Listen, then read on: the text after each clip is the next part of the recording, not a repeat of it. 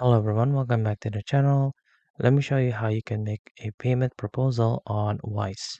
Now all you need to do is to go right on ahead and open up your Wise app right here. Now once that you are in the app itself, all you need to do is go on the bottom right here and then just go ahead and click on Manage. Now you should be able to see that one of the options here is Payment Requests. So just go right on ahead and click on this, and then we're going to be clicking on New on the top right. Now it will then ask you as to who you want to request this from. So if you have any recipients that you have connected with before, you should be able to see them right here.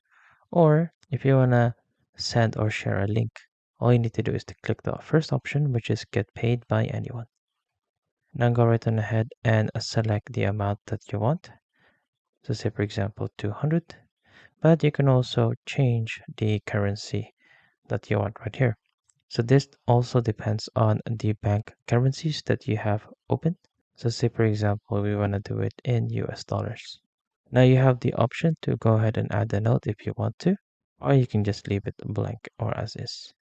And then all you need to do is to go ahead and click create payment link at the bottom. Now this will create your request link, and then it will show you the expiry date as well on this, which is usually within a month. Now you can go ahead and share this link. So you can either click on share on the left, or you can go ahead and click copy, or you can go ahead and create a QR code. So let's just go ahead and click copy right here, and then just go ahead and send this over to them.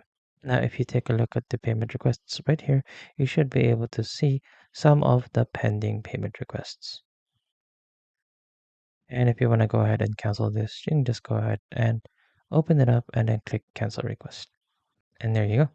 I hope that you have found this tutorial useful. See you guys next time.